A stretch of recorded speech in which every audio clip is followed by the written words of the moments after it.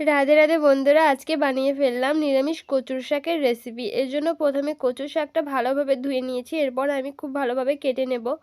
কেটে নেওয়া হয়ে গেলে আমি আবার ধুয়ে নিয়েছি। এরপর একটা কড়াইয়ের মধ্যে কচুর শাকগুলো দিয়ে দিয়েছি। তারপর একটু নুন দিয়ে 10 মিনিটের জন্য আমি ঢেকে রেখে দিয়েছিলাম। এখন দেখুন কত সুন্দর গলে গেছে।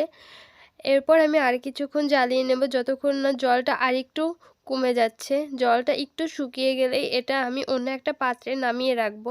তারপর এই কড়াইয়ের মধ্যে আমি দিয়ে দেব কিছুটা পরিমাণে তেল, আর তেলের মধ্যে দিয়ে দেব কালো জিরে ফোড়ন। এরপর আমি এর মধ্যে দিয়ে দিয়েছি একটা শুকনো লঙ্কা, আর হচ্ছে দারুচিনি, আর হচ্ছে এলাচ। এরপরে আমি একটু কাঁচা লঙ্কাও কেটে দিয়ে দিয়েছি। দিয়ে দেওয়া হয়ে গেলে এটা খুব ভালোভাবে ভেজে নেব।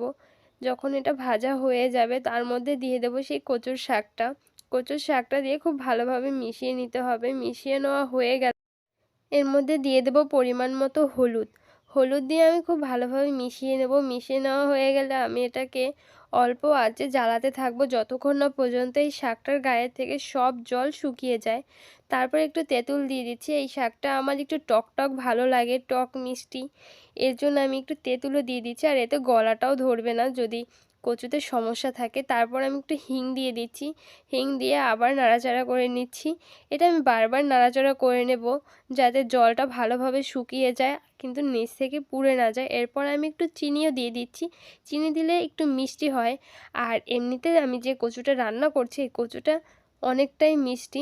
এরপর ঠিক এরকমভাবে শুকিয়ে ফেলতে হবে। আপনারা যদি আরও শুকাতে পারেন তবে আরও বেশি ভালো লাগবে। যদি আমার ভিডিও আপনাদের ভালো লাগে চ্যানেলটিকে সাবস্ক্রাইব করে দেবেন, লাইক কমেন্ট করে পাশে থাকবেন। টাটা বন্ধুরা, ভালো থাকবেন।